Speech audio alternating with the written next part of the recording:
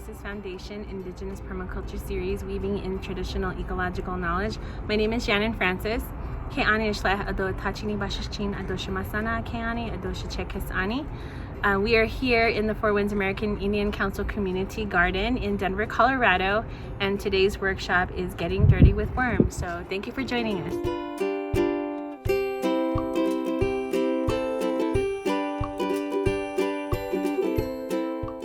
So today's workshop is going to teach you about how to make a worm bin, the biology of worms, and why we do this.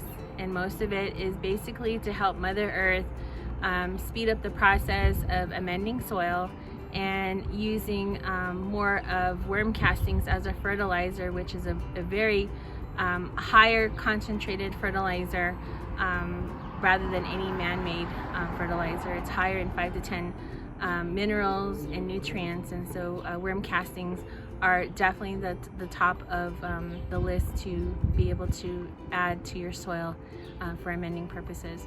So thank you for joining us.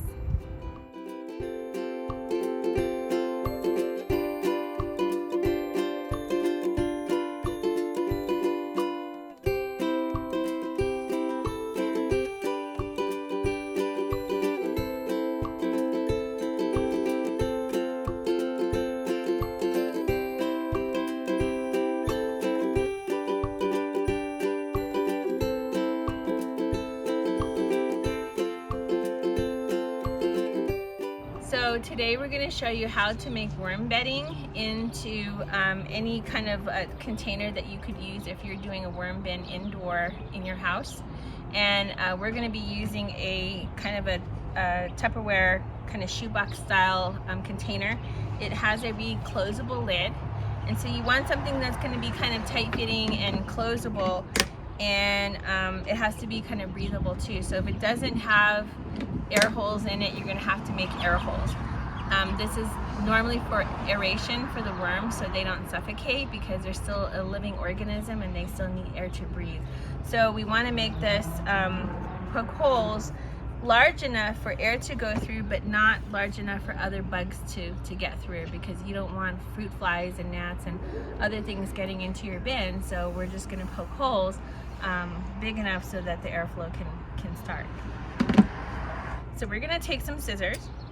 If you have scissors, or if you have an awl, make sure that the adults are doing this, because you don't want to cut yourself. And so normally what I'll do is just sometimes I'll get a knife. This might work though. So you're just going to poke holes.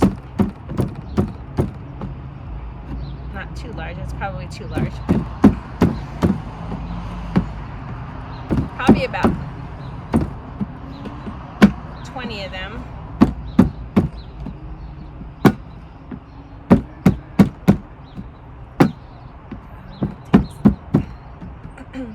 And space them kind of apart. If the holes are too big, what you're going to have to do is you're going to have to put another little mesh of wiring in here so the fruit flies don't get to come through here.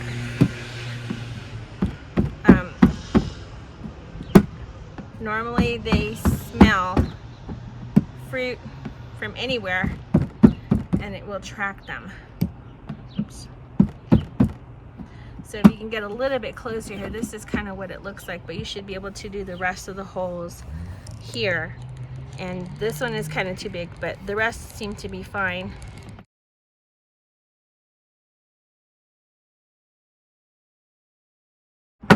So there you go. There's your bin with holes, and it should kind of look like this. So the first thing that we're going to do after we make our holes in our bin is we're going to start making the worm bedding, which the worm bedding is going to consist of newspaper, shredded up newspaper, shredded cardboard, and we have some straw here. And it's basically whatever you can use at home that is compostable, that wouldn't be harmful to the worms. So the idea is also part of a zero waste concept, to reuse, reduce, and recycle whatever you have in your house, so that it doesn't go to the landfill. And so by utilizing as much carbon as you can through the newspaper and the cardboard or brown paper sack, you can just throw it in there, shred it up, and then we're going to add water to make it spongy, so that the worms have some nice bedding. It can't be wet, it just has to be kind of moist enough so that they can chew through it and they can move through it too. So that's what we're going to do, is we're going to take some newspaper, and any kind of newspaper is good, black and white. You don't want glossy. You don't want the dyes and the glues in here on the worms because it'll make them sick. So you just want kind of black and white. You can do like the cartoons or the colored stuff, but it can't be glossy. It has to be like black and white, mostly. So if you shred this up, what I'm going to do is I'm going to take the little ends, and this is pretty simple. So if you just shred it up like this,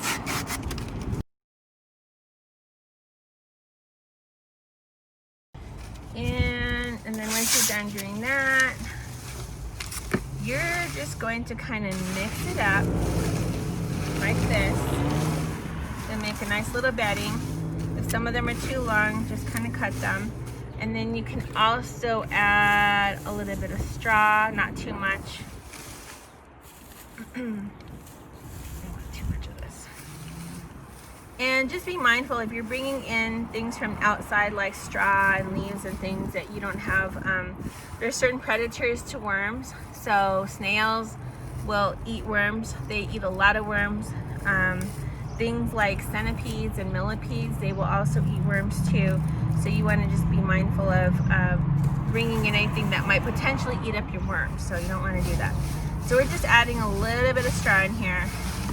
Oh, and also that the straw doesn't have any pesticides too. So anything that you put in here, leaves, straw, that you don't want pesticides on your thing. So, and then we have some cardboard. And what I like to do is you can either soak this first in about an hour of water or soak it overnight, a bunch of cardboard, and then it makes it really easy to tear up. But we're just going to go ahead and tear up a little bit here, and you can throw that in. And this is corrugated cardboard. The worms actually like to hide in this when it's nice and moist, so they like really snug places. If you end up putting eggshells in your bin too, they love curling up in eggshells. Worms are a social living organism. They love to find each other and kind of ball up. So sometimes you'll see 20, 30, or 40 of them together. Once you're making your bin, if you decide where you're going to put your bin in the house, you have to put it in a dark location. And also the temperature has to be between 55 and I believe 71 degrees. It can't be too cold. If it's on the warmer end, the worms will also start kicking in their reproductive systems, and they'll start making more worms. So worms are hermaphrodites. It takes another worm to make baby eggs, baby cocoons. So each cocoon contains about 7 to 12 babies. And they just look like tiny baby strings. They're actually really cute. But they look like little tomato seeds, and then when the tomato seeds get really dark and hard, they are ready to hatch. So they will hatch and reproduce again and again every few months. And if you start with a half a pound of worms in the beginning, or actually 1 pound of worms in the beginning, over the course of the year, you should have, I think, close to like 500,000 worms if you do everything right. So I got to the point of sharing my worms. So my worms are kind of traveling around the world at this point. But sharing my worms, if you get too much, you just want to give them away. And people love to put them in the soil and in their gardens. And others just like to keep making worm bins for their houses indoors. I think it's a great way to get rid of a lot of your food waste. It's a good way of just indoor composting, and And then in the end, when you get a lot of compost or castings, you're able to harvest your castings, and I can definitely show, do another workshop for the castings. But that stuff is like you can make a concentrated compost tea, and that will stretch, like you can make 1 gallon of compost tea, and that would stretch you for, you know, to add 10 gallons of water, and then you just spray that on your garden. It helps plants with different diseases, and it really will stimulate a lot of the plants and make them very, very healthy. So I've used this worm teas for different things, and long term it's really good for your garden and your plants. So this is the mix. You can tear these a little bit smaller, but we're gonna leave this like this for right now, and then we're gonna add just a little bit of water. Not too much.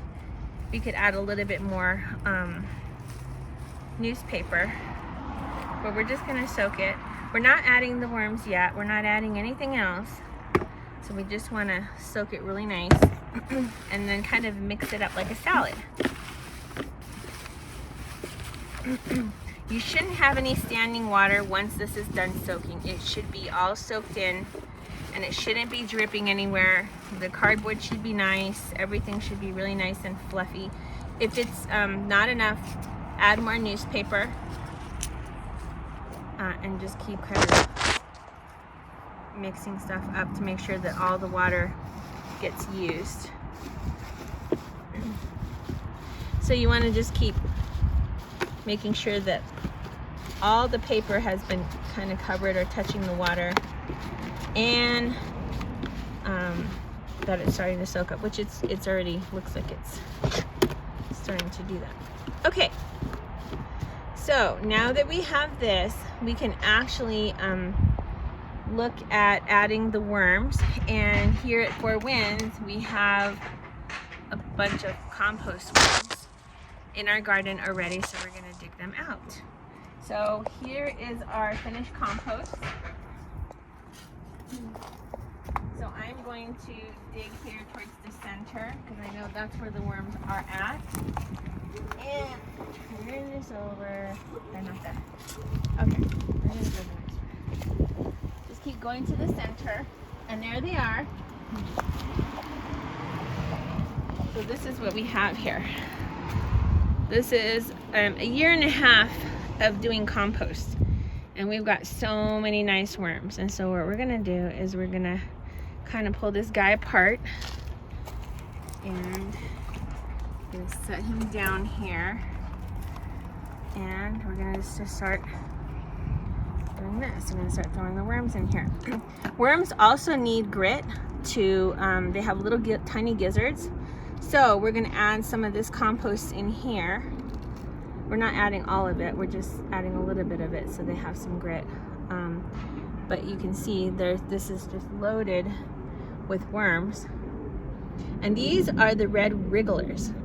So the red wrigglers are live on the top layer of the soil, and they don't get very big. This is probably as big as they get. You can tell they're a red wiggler because they have a band around here, and they reproduce every few months. They mature and then multiply. So the more worms you have, the more compost and food waste you can put in your bin. So if you have a pound of worms, every worm eats half its weight in a week. So if you have 1 pound of worms, you can actually add food scraps, half a pound of food scraps a week. So if you have more than that, you'll probably need to get more worms to get the to increase the production of your compost, your castings. So, but it takes time for them to settle in. So once you put your worms in here, give them about maybe a few days to a week to settle in to their new home, and then you can start feeding them. So I would kind of let them get hungry more before I start feeding them. But you should have, there's about 1,000 worms in a pound. So you would have to go deeper into the soil here to get more worms, and probably have to count them. But I'd say like a big handful is like 500 to 1,000. But this one, there's so much in here that it wouldn't take very long to get the worms out of here. So, and then the rest of this will go back. And I think there are some worm castings here already. So look at this.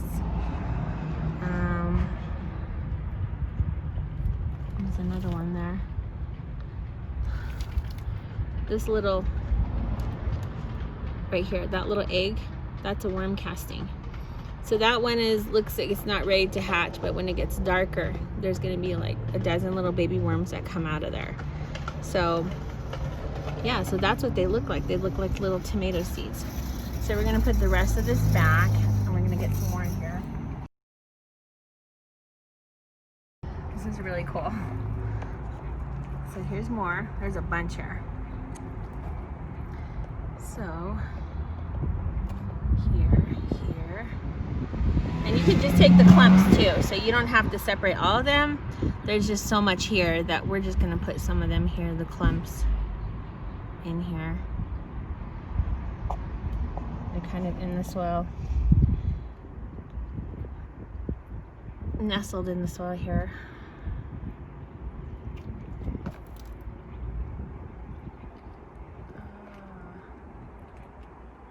There's one all over this carrot. Watch, put the carrot in there too. And we've got all different sizes of worms. So they're just, you have the little tiny ones here. You have all different ages. They're different sizes. And a healthy worm looks very kind of plump and juicy and bright and, you know, a nice color. When they're not healthy, they're dull looking, they're dried out, they move slow. But these are all really healthy worms coming out of the garden compost. And so, worms don't live very long. They live about 3 to 5 years. They, again, eat half their weight in a week. So if you have like 5 pounds of worms, you can put 2.5 pounds of compost food waste, and they'll go through it. Now, at the end of the week, if you still have food left over in the bin, I wouldn't keep adding food. I would let them try and finish what's in there, maybe after 2 weeks. Because if you put too much food in there and they're not able to eat it, it's gonna start stinking. And you don't want a stinky bin, because then you'll attract fruit flies, you'll attract regular flies, and you really wanna maintain a healthy bin. So you wanna just keep a watch on them, whether they're eating the food, whether they're getting too cold, whether they're too hot. I had a bin one time where it was in the basement and it got to be too hot down there, and they were all trying to escape. And believe me, you don't want like a few dozen worms trying to escape all over in the house, because it's a little freaky. So yeah, but once if you build a really nice bin and it's comfortable and they're fed, they will stay in the bin. They won't have any means to move or want to leave. So that's what you want to do, is you want to keep it nice and comfortable for them, so that they can reproduce and give you as many good castings as possible. Is that one? Yeah, this one. And especially these babies too. So there's like a lot of babies in this one. It's really cute. So, so we have probably about 50 worms. We can keep doing this. It'll probably take you a little bit longer to get 1,000, but you just have to keep digging in the soil. Earthworms, the difference between earthworms like night crawlers is night crawlers and earthworms live below, deeper in the soil. So they eat smaller organic material. So these worms live on the top 6 inches of the soil, 4 to 6 inches, and they eat the larger organic matter. So they will eat anything that they can get their mouths on. So cardboard that has been moistened enough, and then this stuff, so this stuff is really old. and it's starting to break down. These worms will help start breaking it down more. Mold isn't bad for worms too, so you can put moldy food in here. An apple, they love sweet stuff, so apples, strawberries, blueberries, definitely they will eat that too. So this one just started molding, so I'm going to chop this up and put it in here too. But yeah, you have to kind of keep a watch on this. So once they're at the top here, you just kind of want to turn this in, let them kind of make sure they don't dry out. So not having them in the sun is probably better, again in the shade. So you don't want to put them in a sunny window, you want to put them in a place that is kind of quiet.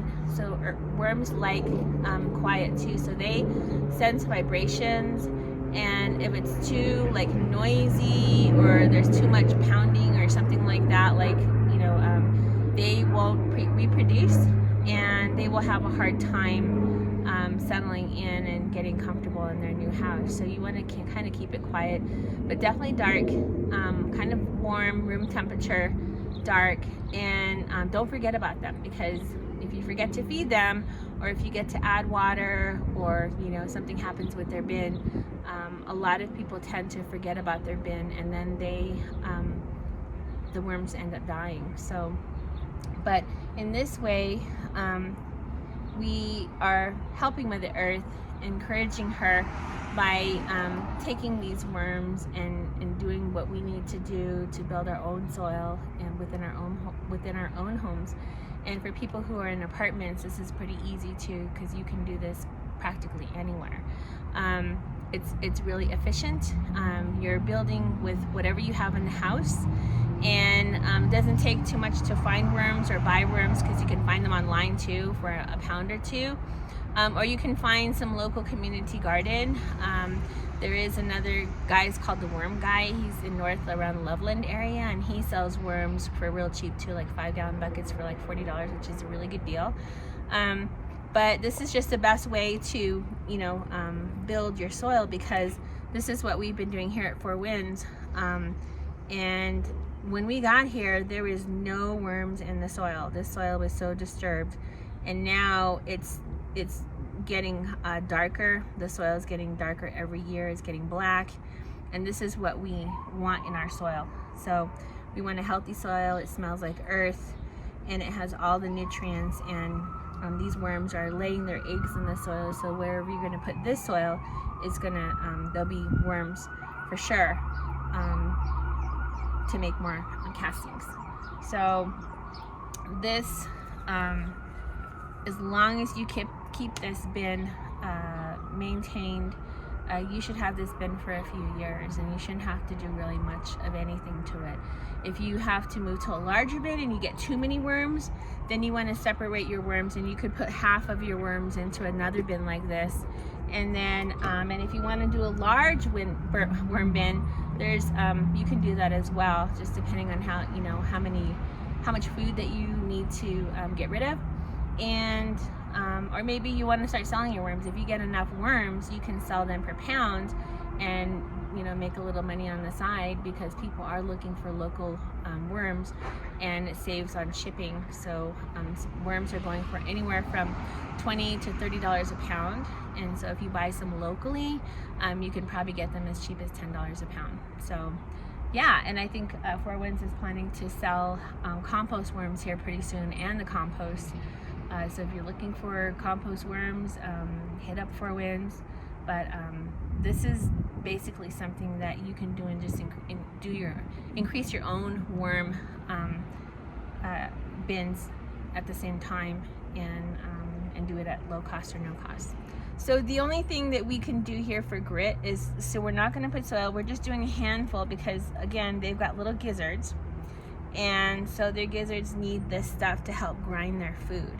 So if you don't have, and since I'm putting the compost in here, you could do regular dirt, you could do sand, if you have some sand available. Again, making sure that the sand and dirt, whatever you're putting in your bin, has no pesticides. Worms do not like pineapple. Pineapple basically are so acidic that it kind of would melt worms. No salt, no salad dressing, or no oil, because worms, and 100% of their body is a breathing organism. So you don't want to suffocate them by putting salad dressing on them. So you have to be really mindful of what you're putting in your bin. They also don't eat meat. Meat would probably make them really sick. It's not good for your bin too. So if you wanted to do hot composting, that would be the best thing for some type of hot composting. A lot of people say not to put meat in your compost at all, but I disagree with that. So I try and compost as much as I can. So I would just say just be mindful. They do like things like calcium, like from eggs, eggshells, other things like leaves, dead grass in there, but not fresh grass. Nothing like pine cones or pine needles. Those are also too acidic. So you might want to have break them down before you put anything like that in the bin as well. And then again, mindful of what you're bringing in from the garden and putting in your worm bin too, because you could be bringing predators that would eat up your worms, and you just kind of want to watch out for that.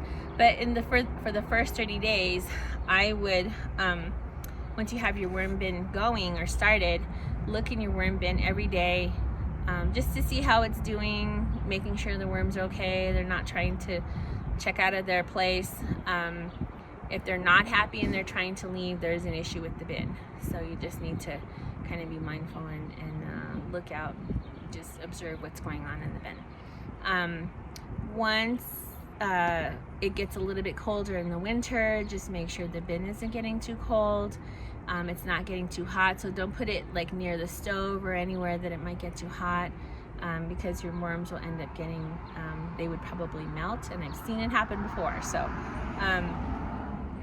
not a very happy thing for them. Other than that, it's just letting them multiply, and then dividing up your worms once you get too many of them, and then just start another bin or give your worms away to friends and other folks who want to start a worm bin. And it just, you know, the process keeps going and going, and the more worms you have, the better increase in castings. Worms aerate the soil too on top of fertilizing the soil. They do a lot for our gardens, and so we definitely need them. Worms are not native to this turtle island, and so they were brought over, and there's a lot of controversy on what they're doing positively and negatively, but I think most of it is positive, what I've seen and what I've been doing working with worms. And getting your hands in the soil. So the whole idea for this is, you know, things since COVID has happened, that that we've become disconnected. You know, everything that's happening right now, there's a disconnect with Mother Earth, there's a disconnect with the natural elements, and there's a disconnect within ourselves of what we're supposed to be doing in our responsibility in helping take care of this place. And this is one of the many things that you can do to help take care of Mother Earth and help take care of the soil, and encouraging her. And you know, we're on her team. We want to see our soil amend.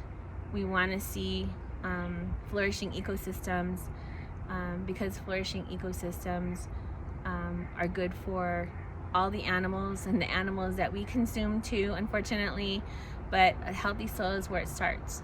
And if we don't have a healthy soil, we're not healthy ourselves, because whatever we consume, whether it's plant-based or animal, that it all comes from the soil. And so we want to make sure that we have the cleanest soil, the most fertile soil, and that it's a living, breathing nervous system. And a lot of people don't understand that the soil, you know, communicates in many different ways with the plants and the other things that live in the soil. And so it's a whole communication system that humans may not understand, but we have to be able to help with that education and connecting with our elements, because in the indigenous way, we are connected to our elements, and we would not be here without the elements. We would not have our sustenance and our food that we depend on every day to live. And so all of us need to be responsible. All of us need to take up that accountability to do our part and to show our young folks and the next few generations what we need to be doing, because our ancestors have been doing this and taking care of the lands, taking care of the water, taking care of the soil and the air. And again, this is one of the ways that will help all of that and basically be able to save you from having to put other things into the landfill or to the recycling bin when it can be put to better use. So so if you have all of these things at your house and you're ready to make a bin, let us know if you have any questions, because we will definitely help you. And we want to see what your bin would look like, and we're really anxious to see how many folks out there will be able to create a worm bin. So I'm happy to be here and to instruct and to share my knowledge and the things that I've done and working with worms and soil and compost, and it works. And when I started, I had no idea what I was doing, but I just did it, and now I know a lot about soil, and it's very, very fulfilling to know that I'm doing my part, and I want to help you do your part too. So thank you.